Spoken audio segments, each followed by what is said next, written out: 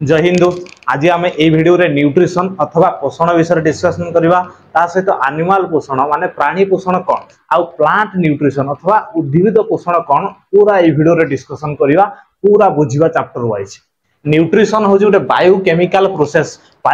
Process को ओडिया रे जैव रासायनिक प्रक्रिया कह जाए अर्थात जीव भितर जो रासायनिक प्रक्रिया होची ताकू जैव रासायनिक प्रक्रिया कह जाए। ता सहित जीव जतले खाद्य ग्रहण करूची एई खाद्य जाई आम शरीर रे काम रे लागुची सेईटा को न्यूट्रिशन बा पोषण कह जाए। साधारणतः जीव जतले खाद्य ग्रहण करथाय सबले से जटिल अवस्था रे थाए एई जटिल खाद्य आम शरीर रे जाई धीरे धीरे सरल हो जाए। सरल होला परे खाद्य तार गोटे दहन बा ध्वंसात्मक प्रक्रिया होता है। जेमिति आमे कोनोसी बहुत बड़ अदा खंड बा रसुण ग्राइंडर रे पसई दियंती सी पूरा सॉफ्ट हेकि भारी जाए से भला जतले खाद्यर दहन प्रक्रिया हुए एई दहन प्रक्रिया रे किछि पोषक बाहरी थांदी जोटा को पांच भाग विभक्त कराइछि श्वेत सार स्नेह सार पुष्टि सार जीव सार धातु सार। जेतले खाद्यर दहन प्रक्रिया होउछि सेति किछि शक्ति निर्गत होता है ताकू अपचय बा इंग्लिश रे काटाबोलिज्म बोली कहा जाए। ता सहित आम शरीर रो गठन पई किछि उपादान बाहरी थाए ताकू चय बा एनाबोलिज्म बोली कहा जाए। किंतु आम शरीर रे जेहेतु सब बेले किछि ना किछि शक्ति बाहरुछि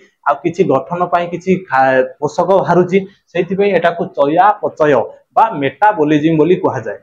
आम खाद्यर जो पांचटा पोषक मिलुची से पांचटा पोषक मध्य कार्बोहाइड्रेट्स बा श्वेतसार होची गुटे। श्वेतसार रो मेन काम होची शक्ति जोगाइबा से जीवजंतु हो कि मनीष हो समस्त को किछि ना किछि काम करिया पे ताको शक्ति निहाती आवश्यक। मनीष को सुइया पई शक्ति निहा दरकार बसिया पई शक्ति दरकार चालिया पई शक्ति दरकार पाठ पढ़िया पई शक्ति दरकार एमिति कि खाइबा पई भी शक्ति दरकार। चालुथो मनीष तार जदि शक्ति कमी गला तारको चलते इच्छा होने ताको पछडू ठेलुथु आगरु टाणुथु ए भाई आसुनु रे आसुन जल्दी रबे जाई हो देबे बड़ कुळो नेबे आउ हगिने पाठ पढुथु इतिहास गोटा भूगोल गोटा से जानि पानथु इतिहास बही धरिक आरंभ करिवो भारतर अवस्थिति पूर्व दिगरे हगिने ता मुंड खराब जड पहिले सेड पाठ पढिवो। एई जो शक्ति आमे कोड पाउछंती कार्बोहाइड्रेट्स रु पाउछंती। एई कार्बोहाइड्रेट्स को दी भाग रे विभक्त कराइछि गोटे होछि सिंपल कार्बोहाइड्रेट्स आउ गोटे होछि कॉम्प्लेक्स कार्बोहाइड्रेट्स। सिंपल कार्बोहाइड्रेट्स का कहउछि जतले कार्बोहाइड्रेट्स रे गोटे किबा दीटा सुगर रहउछि ताको सिंपल कार्बोहाइड्रेट्स कहा जाए।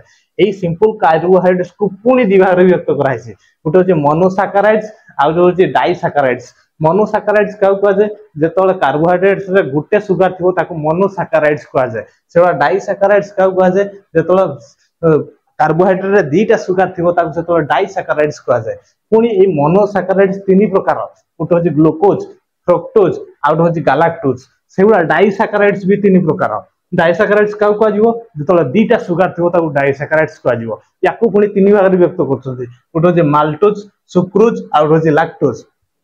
सेई भलिया जतले बहुत सुगर थिबो कार्बोहाइड्रेट्स रे ताकू कॉम्प्लेक्स कार्बोहाइड्रेट्स कहा जाए। कॉम्प्लेक्स कार्बोहाइड्रेट्स को भी तीन भाग रे व्यक्त कराइछि गोटे होछि स्टार्च आउटे होछि ग्लाइकोजेन नेक्स्ट होछि फाइबर। आमे डेली लाइफ रे बहुत प्रकार श्वेतसार जातीय खाद्य खाउछन्ती सेही भितर जो आमे फल रस पनीपरिया खाउछन्ती एथिरे हमकु ग्लूकोज फ्रुक्टोज गैलेक्टोज भलिया श्वेतसार हमकु बहुत मिलुची। सेगुला चीनी गुड़ जो खाउछन्ती एथिरे हमकु सुक्रोज मिलुची। आलू ब्रेड रो हमकु माल्टोज मिलुची। सेगुला क्षीर छेना जो आमे खाउछन्ती एथिरे हमकु लैक्टोज मिलुची। भात खाउछन्ती भात तो आमे पूरा ओडिया बहुत भात खाउछन्ती तो भात रो हमकु कोन मिलुची स्टार्च मिलुची। सेगुला कदली खाउछन्ती कदली रो हमकु ग्लाइकोजेन मिलुची। सेगुला फल विभिन्न प्रकार फल खाउछन्ती फल खाइबा निहाती दरकार एथिरो हमकु फाइबर मिलुची। ग्लूकोज होछि गोटे कॉमन कार्बोहाइड्रेट्स जोटा को आमे विभिन्न माध्यम रे हम शरीर आमे ग्रहण करूछन्ती। यार रासायनिक संरचना होछि C6H12O6। ए ग्लूकोज जेतले कोशीय श्वसन बेले ग्लूकोज रो जारण घटिताय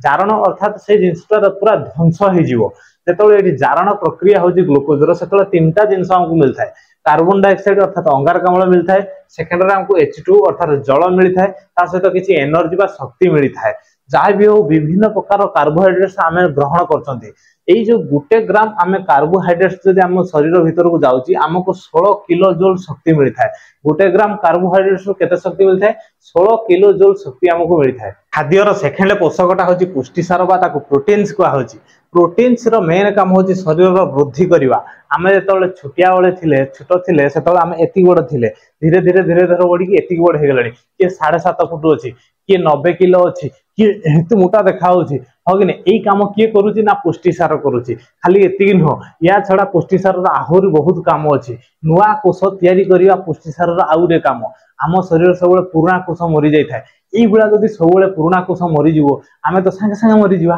हाँ कि नहीं तापर भी आम बचिक था कहीं ना पुष्टिसार कौन करे आमर जो शरीर में नुआ नुआ कोष सब तैयारी कर दिए ता छड़ा जदि कौन कोष डैमेज हो जाए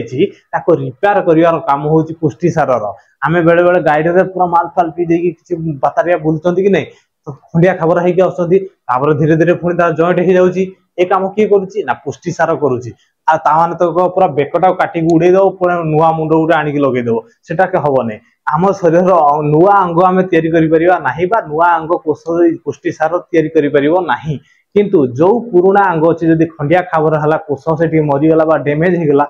रिपेयर करने दायित्व हूँ पुष्टिसार जमी आम कौन से घरटार जब कौन खंडिया खाबर होगा आम प्लास्टर फ्लास्टर मारिक जॉइंट करदे कि कलर छाड़गला आम कलर मारिक पुणी रिपेयर कर दौरान हाँ कि नहीं आ पूरा घरटा को जब उजाड़ी आम कौन से रिपेयर कर कि नुआ घर तैयारी करवा ना नहीं बुझीपार नहीं किंतु ये जो पुष्टिसार मेन जिनस हूँ अमीनो एसिड पुष्टिसार जो आम शरीर नौ ये हजम होमको अमीनो एसिड मिलती अमीनो एसिड धीरे धीरे जा कोष पहुंची थाए बुझीपारे कि नहीं आमे जो पुष्टिसार कहते कौ खाद्य आमको मिल माछ खाइले पुष्टिसार मिल मांस खाइले मिल अंडा खाइले मिल सोयाबीन खाइले मिल क्षीर पीले भी पुष्टिसार आमको मिलता है से भाया खाद्यर 3 नंबर पोषकटा हूँ फैट्स बा स्नेहसार मुख्यतः शरीर में चर्बी आकार थाए ये चर्बी शरीर कौट थाए ना चर्म तले थाए चर्म तले ये जो चर्म अच्छी चर्म तले चर्बी थाए यही चर्बीर काम कौन ना ताप अपरिबाही अर्थात बाहर ताप को नियंत्रण करता है आम शरीर सब उषुम उषुम लगी था ता छड़ा आम जो स्नेहसार जातीय खाद्य खाऊँ आम शरीर सब चिकन रही है तर आमको पूरा फिटफाट भाया लगे किंतु माने दुखर कथा कह गले भारत में एमती लोक अच्छा जो तेल लगे भी 2 पैसा पाऊना तर स्नेहसार केते अभाव हो बुझीपार कि नहीं ता छड़ा जो कोषर जो बाहर आवरण टाक कोष झिली कहुए ये कोष झिली तैयारी करने दायित्व हूँ स्नेहसार बुझीपारे कि नहीं किंतु प्रश्न हूँ आम तो स्नेहसार जानले स्नेहसार या करे से करे कि स्नेहसार आमको कौटी मिल स्नेहसार मुख्यतः तेलिया जिनस आमको मिल तेलिया जिनस जो आम खाइबा आमको स्नेहसार मिल जमी माछ हो कि मांस हो सोरिष आम मसला करके खाऊँ सोरिष तेल आम रांधुंट से नड़िया खाऊँ नड़िया तेल आम मारुंट आजिकल तो कहीं नड़िया तेल मारना कौन कौन तेल मारी पकई पूरा हिप फिप एमती कोटी कुंडे पूरा चलुच्च मुंड खराब होमती तेल मारुंट ना जानी नमती मार्केट को तेल आसे 4 नंबर पोषकटा हूँ भिटामिन जीवसार आम शरीर में विभिन्न प्रकार रासायनिक प्रक्रिया होता है ये रासायनिक प्रक्रिया बहुत एंजाइम दरकार यही एंजाइम तैयारी करने दायित्व हूँ भिटामिन बुझीपारे कि नहीं किंतु ये भिटामिन हूँ 2 प्रकार गोटे हूँ जल द्रवणीय आउट हूँ स्नेहसार द्रवणीय जोटा जल द्रवणीय से पानी सहित पूरा मिसीज एग्जांपल जमी आम सागर जो भिटामिन अच्छी फल भिटामिन अच्छी पनीपरिया भिटामिन अच्छी ये हूँ जल द्रवणीय से भाया सेकेंड हूँ स्नेहसार द्रवणीय अर्थात तेल जिनस मिसीज जमी प्राणी मान पाखे जो चर्बी मिलूँ उद्भिदर जो तेल मिलूँ विभिन्न प्रकार जमी आमर सनफ्लावर हो कि मोस्टार्ड हो ये जो तेल मिलूँ ये हूँ स्नेहसार द्रवणीय बुझीपारे कि नहीं आम शरीर भिटामिन बहुत कम दरकार किंतु निहाती आवश्यक